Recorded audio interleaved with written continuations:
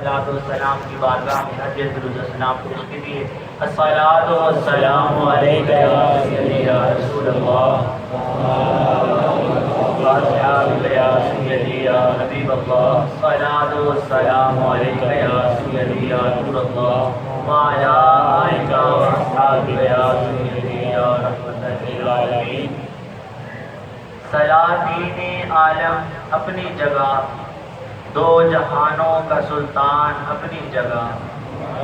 سلاطین عالم اپنی جگہ، دو جہانوں کا سلطان اپنی جگہ. بدلتی رہی آسمانی کتابیں، محمد کا قرآن اپنی جگہ.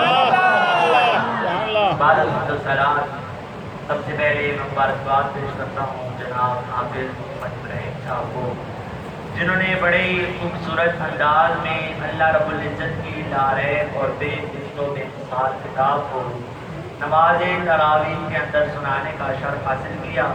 اور مبارکباد کے مستحق ہیں وہ خوش نصیب لوگ کہ جنہوں نے نماز تراویح کے اندر اللہ رب العزت کی پاک کلام کو سنا. دعا ہے خالق کائنات حافظ صاحب کا سنانا آپ کی بارگاہ میں قبول ہو. اب آپ وقار مختصر سے وقت میں قرآن مجید کی فضیلت کے لحاظ سے ایک دو باتیں آپ کی کچھ گزار کرنی ہے. قرآن اللہ رب العزت کی وہ عظیم کتاب ہے کہ جس کو اللہ رب العزت نے میرے اور آپ کے لجپال آقا علیہ السلام کے قلب اطہر پر نازل فرمایا اور سب سے پہلا اور سب سے بڑا معجزہ بنا کتاب ہے. اب آپ وقار یہ وہ کتاب ہے کہ جس کا ایک ایک حرف نور اور روشنی سے بنا ہوا ہے، جس کے اندر ہدایت ہے اور یہ تمام کائنات تمام مسلمانوں کے لیے ہدایت کا سرچشمہ ہے.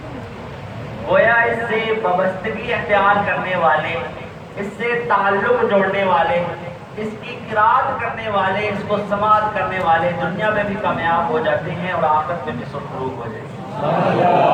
حضرت علی رضی اللہ تعالیٰ عنہ روایت کرتے ہیں پیارے آقا علیہ السلام قرب قیامت کے فتنوں کا ذکر کر رہے ہیں. تو حضرت علی رضی اللہ تعالیٰ عنہ نے پوچھا یا رسول اللہ صلی اللہ علیہ وسلم ذرا بتائیے کہ قرب قیامت کے فتنوں سے بچنے کی کیا صورت ہوگی، قرب قیامت کے فتنوں سے بچنے کے لیے کیا صورت ہوگی. تو پیارے آقا علیہ السلام نے ارشاد فرمایا اللہ رب العزت کی کتاب ہو، جو اس کے ساتھ جڑ گیا اللہ رب العزت اسے ہدایت عطا فرما دے گا، اور جس نے اس سے دوری اختیار کی اللہ رب العزت اسے گمراہ کر دے گا. اب آپ اس وقار میں نے آپ کے سامنے قرآن مجید فرقان حمید میں سے ایک آیا مبارکہ تلاوت کرنے کا شرف حاصل کیا ہے. اللہ رب العزت اس آیا کے اندر قرآن کے نزول کا مقصد بیان فرما رہے ہیں. فرمایا الف لام را کتاب انزلناہ الیک لتخرج الناس من الظلمات الى النور. یہ وہ عالی شان اور بلند مرتبے والی کتاب ہے کہ جس کو ہم نے نازل کیا تاکہ لوگوں تمہیں نکال سکے ظلمت سے نور کی طرف، اندھیرے سے روشنی کی طرف، تاریکی سے اجالے کی طرف تمہیں نکال سکے، زمین کی پستیوں سے تمہیں آسمان کی طرف نکالا جائے. اب آپ اس وقار قرآن اللہ رب العزت کی وہ عظیم کتاب ہے کہ جس میں کسی قسم کا کوئی شک و شبہات موجود نہیں. اللہ رب العزت اس کلام کی پہلی صورت میں فرماتا ہے ذالک الکتاب لا ریب فیہ، اس میں کسی قسم کا شک و شبہات موجود نہیں. اب آپ اس وقار آپ دنیا کے جتنے بھی بڑے بڑے مصنف ہیں ان میں سے کسی کی کتاب اٹھا کے دیکھ لیجیے، کوئی مصنف یہ دعویٰ نہیں کر سکتا کہ اس کی کتاب کے اندر غلطی کی گنجائش موجود نہیں، بلکہ شروع یا آخر میں آپ نے یہ لکھا ہوا دیکھا ہوگا کہ اگر آپ ہماری کتاب کے اندر کوئی غلطی دیکھیں تو ہمیں مطلع فرمائیں، ہمیں بتائیں تاکہ آنے والے دنوں میں آئندہ ہم ان کی اصلاح کر سکیں. حضرت امام شافعی رحمۃ اللہ علیہ فقہ کے عظیم امام، آپ نے ایک کتاب لکھی، اپنے شاگرد کو بلایا، کہا بیٹھو اور مجھے میری کتاب پڑھ کے سناؤ. شاگرد نے کتاب پڑھنا شروع کی. آپ کتاب کو سن رہے ہیں اور ساتھ اپنی غلطیوں پر مطلع ہو رہے ہیں، اپنی غلطیوں کو جان رہے ہیں، کہہ رہے ہیں کہ کاش میں نے یہاں پر یہ لفظ استعمال نہ کیا ہوتا، کاش میں نے یہاں پر یہ جملہ استعمال نہ کیا ہوتا. ایک دن اسی طرح کتاب کو سنا, دوسرے دن پھر شاگرد کو کہا مجھے کتاب سناؤ, شاگرد نے دوسرے دن سنایا, پھر اپنی غلطیاں نکالتے رہے. تیسرا دن بھی اس طرح گزر گیا, یہاں تک کہ 70 دن گزر گئے. امام شافعی اپنی کتاب کو سنتے رہے اور اس میں سے غلطیاں نکالتے رہے. 70 دن اپنی غلطیاں نکالنے کے بعد کہنے لگے دعو, چھوڑ دو اس کتاب کو, شافعی کی کتاب اس قابل نہیں ہے کہ اس میں غلطی کی گنجائش باقی نہ رہے, بلکہ اللہ رب العزت کی وہ کتاب ہے, وہ رحمان کی کتاب ہے, وہ اس خالق کی کتاب ہے جس کو کھولو تو پہلے ملتا ہے ذالک الکتاب لا ریب فیہ. اس میں کسی قسم کا شک و شبہات موجود ہے. نعرہ تکبیر, اللہ اکبر, نعرہ رسالت, عظمت قرآن. اباب ذوقار, یہ تو وہ عظیم کتاب ہے کہ مکہ کے بڑے بڑے شعراء کے سامنے جو شعر و شاعری کا فن رکھتے تھے, جو فصاحت و بلاغت میں بڑے ماہر تھے, دور دور سے دنیا والے ان کی شعر و شاعری سننے کے لیے آتے تھے. جب ان کے سامنے یہ کلام بیان کیا گیا تو ان کی زبانیں بھی بند ہو گئی. یہ تو وہ عظیم کتاب ہے کہ جس کی سورۃ الکوثر کو کعبۃ اللہ کے ساتھ لٹکایا گیا. وہ بڑے بڑے شعراء جو بڑے بڑے فصیح و بلیغ کلام کہنے والے سورۃ الکوثر کو دیکھتے تھے تو دل میں رنجیدہ ہوتے تھے کہ ہم اس کلام کے بدلے کچھ لا نہیں سکتے.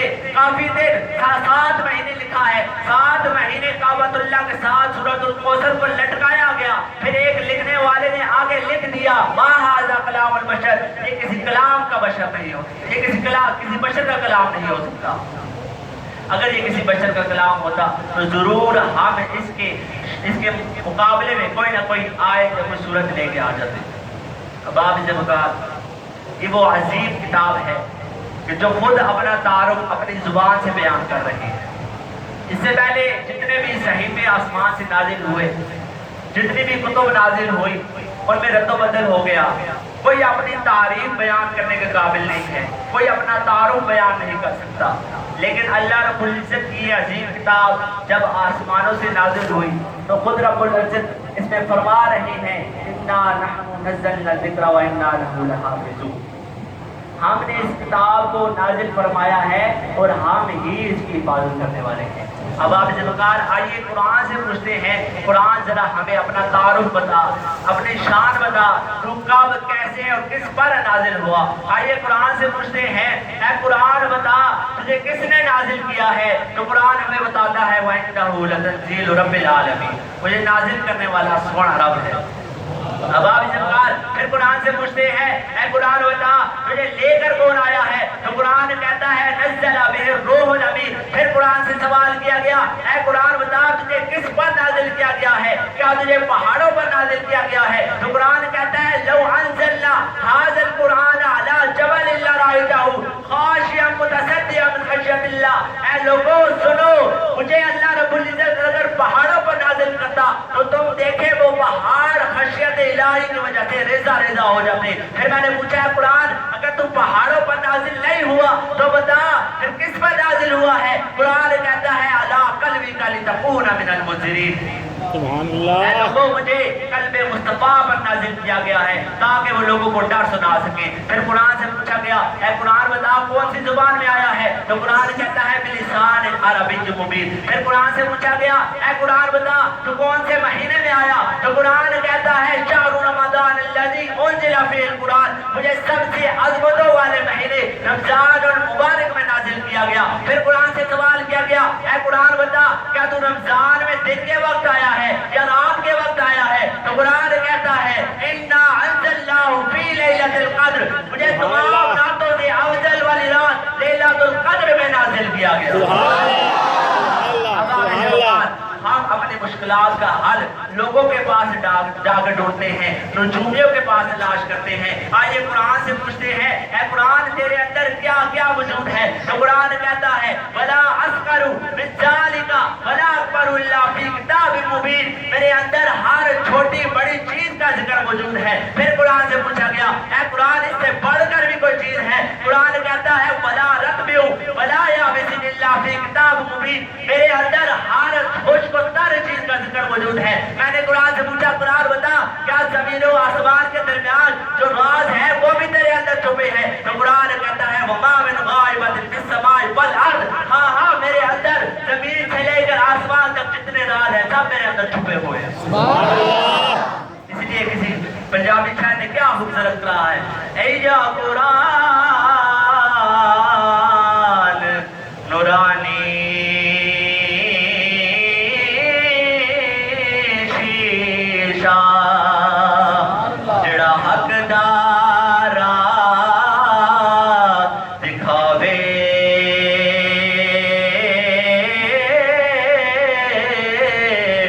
जो बड़े सुनो अमल कमावे ते सिद्धा जन्नत जावे।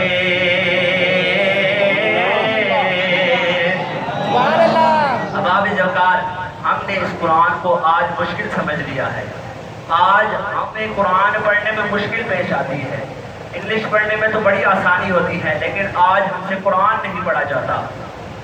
हमें कुरान पढ़ते हुए मुश्किल पेश आती है।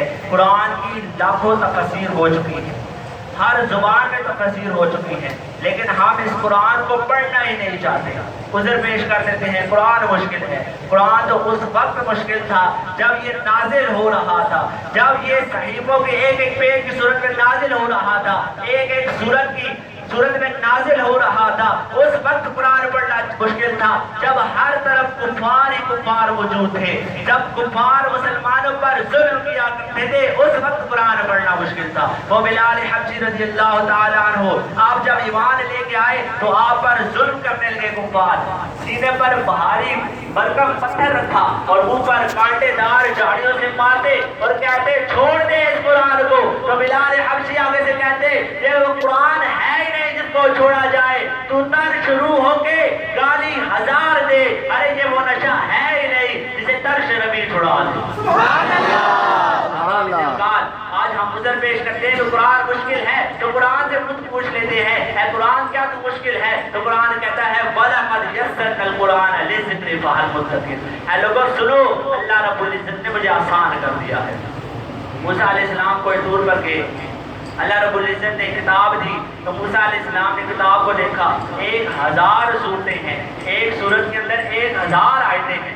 मूसा अलैहिस्सलाम ने कहा या अल्लाह इतनी बड़ी किताब कैसे मेरी उम्मत याद करेगी? तो अल्लाह रब्बुल इज़्ज़त ने कहा है मूसा सुन, मेरी एक उम्मत आएगी, मैं उसको एक किताब दूंगा जो इससे ज्यादा फसी और बलीग होगी, जिसके अंदर मेरा कलाम होगा, जिसके अंदर हर चीज के राज छुपे होंगे, जिसके अंदर बरकतें रहमतें होंगी। ऐ मूसा तुम्हारा भी जिक्र होगा, तुमसे पहले जितने गुजर गए हैं उनका भी जिक्र होगा, जो आने वाले हैं उनका भी जिक्र मौजूद होगा। तो मूसा अलैहिस्सलाम ने पूछा या अल्लाह उस उम्मत की उम्र भी थोड़ी होगी, लेकिन उस उम्मत के लोग इस कुरान को कैसे पढ़ लेंगे? तो अल्लाह रब्बुल इज़्ज़त ने कहा है मूसा उनकी उम्रें तो छोटी होगी, लेकिन उस उम्मत के जो बच्चे होंगे उनको भी ये कलाम याद होगा। आज हमने अपना जो ताल्लुक कुरान से तोड़ लिया है, आइए उस कुरान को, उस ताल्लुक को दोबारा उस कलाम के साथ जोड़िए। अल्लाह रब्बुल इज़्ज़त के प्यारे हबीब फरमाते हैं, सैयदना उमर फारूक रज़ी अल्लाह ताला अन्हु से रिवायत है, इन्नल्लाह यरफ़उ बिहाज़ल किताबि अक़वामन व यसनउ बिआख़िरिह। आपने फरमाया कि कौमों को उरूज कुरान से जुड़ने पर मिलता है, जो कौमें कुरान से दूर हो जाती हैं वो ज़वाल पज़ीर हो जाती है। अब आप इस वक़्त आप तारीख़ की किताबें उठा के देखिए, तारीख़ उठा के देखिए कि जब जब मुसलमान उरूज पर गए, जब जब मुसलमानों को फतह हासिल हुई, जब जब मुसलमान कामयाब हुए, तो उसकी बुनियादी वजह ये कुरान थी। वो कुरान के अहकाम पर अमल करते थे, वो कुरान की हदों की पाबंदी किया करते थे, वो कुरान से रोशनी हासिल करते थे, वो कुरान से हदायत हासिल करते थे। और आज देख लीजिए कि हमने इस कुरान को छोड़ दिया है, इसके मानी और मुतालिब को समझना छोड़ दिया है। आज मुसलमान दुनिया के कोने कोने में जलील और रुस्वा होते नजर आ रहे हैं। शाम में देखे, कश्मीर में देखे, फलस्तीन में देखे कि मुसलमान हर जगह जलील और रुस्वा हो रहे हैं। क्यों?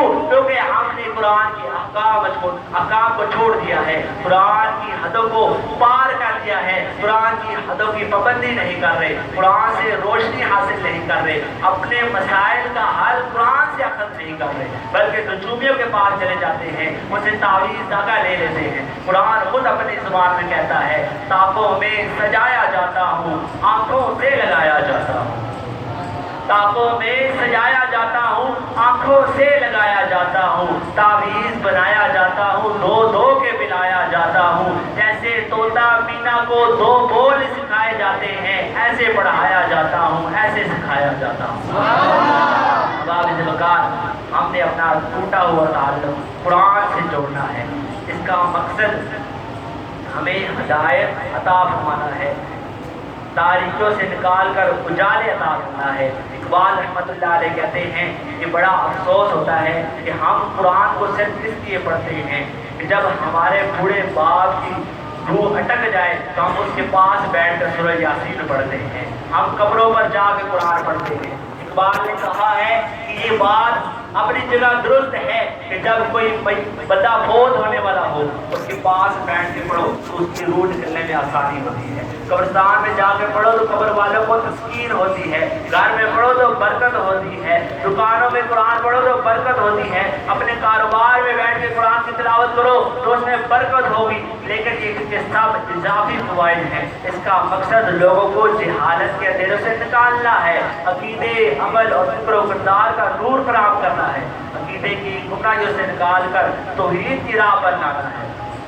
باب ذکر اس کی فضیلت میں ایک حدیث حضرت عبداللہ بن عباس رضی اللہ تعالی عنہ روایت کرتے ہیں، یہ وہ عظیم قرآن ہے کہ جس کو چھونا بھی ثواب ہے، جس کو دیکھنا بھی ثواب ہے۔ آپ روایت کرتے ہیں کہ من قرأ حرفا من کتاب اللہ فلہ بہ حسنۃ والحسنۃ بعشر امثالها ولا اقول الف لام حرف ولكن الف حرف ولام حرف ومیم حرف۔ آپ فرماتے ہیں یہ وہ عظیم قرآن ہے کہ جس کو چھونے میں بھی ثواب ملتا ہے، جس کو دیکھنے پر بھی ثواب ملتا ہے، جس کو پڑھنے پر بھی ثواب ملتا ہے۔ پیارے آقا علیہ الصلوۃ والسلام نے فرمایا جس نے اللہ رب العزت کی پاک کلام کا ایک حرف تلاوت کیا اللہ رب العزت اسے ایک نیکی عطا فرمائے گا۔ وہ ایک نیکی کتنی ہوگی؟ بعشر امثالها، کہا کہ وہ 10 گنا ہوگی، 10 نیکیوں کے برابر ہوگی۔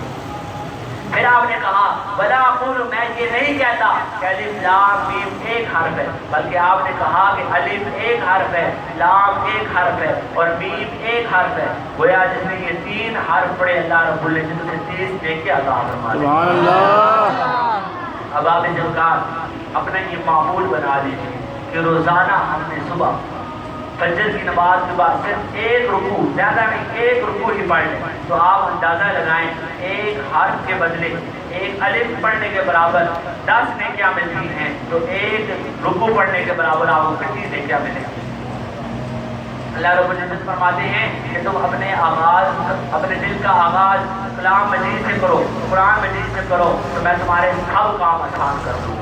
اب آپ اس وقار پیارے آقا علیہ الصلوۃ والسلام فرماتے ہیں لا یبقی من الاسلام الا اسمہ، آپ فرماتے ہیں کہ ایک دور ایسا آئے گا کہ اسلام پر رہنا مشکل ہو جائے گا، ولا یبقی من القرآن الا رسمہ، اور قرآن کو صرف رسمی طور پر پڑھا جائے گا، ومساجدہم عامرہم وہی خراب من الہدی، اور مسجدیں زیب و زینت کے لحاظ سے بہت خوبصورت ہوگی لیکن ہدایت کے نور سے خالی ہوگی۔ اب آپ اس وقت آج دیکھا جائے وہ دور آ چکا ہے، مسجدیں زیب و زینت کے لحاظ سے بہت خوبصورت ہیں، ہر محلے میں ماشاءاللہ مسجد ہے اور بڑی خوبصورت مسجد ہے، لیکن آج ہم قرآن کو صرف رسمی طور پر پڑھ رہے ہیں، اس کے مفاہیم و مطالب کا پتہ ہی نہیں ہے۔ ہم نے قرآن سے صرف اتنا مطلب رکھا ہے کہ جب ہمارے گھر مشکل آ جائے تو ہم اس کلام کی تلاوت فرماتے ہیں۔ اب آپ قرآن کے دامن میں جو روشنیاں ہیں آئیے ان روشنیوں کو حاصل کیجیے۔ وہ ایک ہندو تھا، اس نے کتاب لکھی، لکشمن اس کا نام ہے، اس نے پیارے آقا علیہ الصلوۃ والسلام کی سیرت پر ایک کتاب لکھی عرب کا چاند۔ ایک صحابی نے پوچھا کہ تم نے پیارے آقا علیہ الصلوۃ والسلام کی سیرت پر کتاب لکھ دی ہے، اس قدر متاثر ہوئے ہو، تم ایمان کیوں نہیں لاتے؟ تو اس نے وہ جو جواب دیا وہ سننے والا ہے، کہا کہ جب میں سیرت رسول عربی کا مطالعہ کر رہا تھا تو میرا دل چاہا کہ میں مسلمان ہو جاؤں، کلمہ پڑھ کے مسلمان ہو جاؤں، لیکن میں جب مسلمانوں کو دیکھتا ہوں کہ کس طرح سیرت رسول عربی سے دور ہیں، قرآن سے دور ہیں، تو پھر میرا دل کرتا ہے کہ میں ہندو ہی ٹھیک ہوں۔ جب میں مسلمانوں کو قرآن سے دور، اسلام سے دور دیکھتا ہوں، قرآن جیسی بڑی نعمت سے دور دیکھتا ہوں، تو پھر میرے دل میں خیال آتا ہے کہ کہ میں ہندو ہی ٹھیک ہوں۔ اب آپ اس اوقات آج ہم خود بھی قرآن کے اندھیرے، قرآن سے دور ہو کے اندھیروں میں ہیں، لیکن ہماری وجہ سے بھی لوگ دور ہوتے جا رہے ہیں۔ وہ تو ہمارے اسلام تھے کہ جن کے جنازے بھی جاتے تھے تو جاتے جاتے لوگوں کو مسلمان کرتے جا رہے ہیں۔ امام محمد رحمۃ اللہ علیہ کا جنازہ جا رہا ہے، جو ہندو آگے بڑھتا آپ کے جنازے کو کنڈا دینے کے لیے آگے بڑھتا، ابھی ہاتھ لگتا تو منہ سے جاری ہو جاتا لا الہ الا اللہ۔ سبحان اللہ، سبحان کیا اللہ۔ عظمت تھی ان کی، وہ قرآن کے ساتھ محبت کرتے تھے، قرآن کے مفاہیم و مطالب کو سمجھتے تھے، اس لیے ان کو اللہ رب العزت نے یہ مقام عطا فرمایا۔ تو کسی شاعر نے کیا خوب کہا ہے کہ وہ معزز تھے زمانے میں، وہ معزز تھے زمانے میں مسلمان ہو کر، تو مفوار ہوئے تارک قرآن ہو کر۔ اب آپ اس وقت اپنا ٹوٹا ہوا تعلق قرآن کے ساتھ جوڑیے، قرآن سے رہنمائی حاصل کریے، قرآن سے نور حاصل کیجیے، قرآن سے وہ نور حاصل کیجیے جو آپ کے سیاہ دلوں کو نور سے منور کر دے، روشن کر دے، جو ہمارے باطن کو بھی پاک کر دے، ہمارے ظاہر کو بھی پاک کر دے۔ اللہ رب العزت کی بارگاہ میں دعا ہے کہ خالق کائنات ہم سب کو قرآن مجید کی مفاہیم اور مطالب کو سمجھنے کی توفیق عطا فرمائے، اور اس کے مطابق زندگی گزارنے کی توفیق عطا فرمائے۔ آمین۔ وآخر دعوانا الحمدللہ۔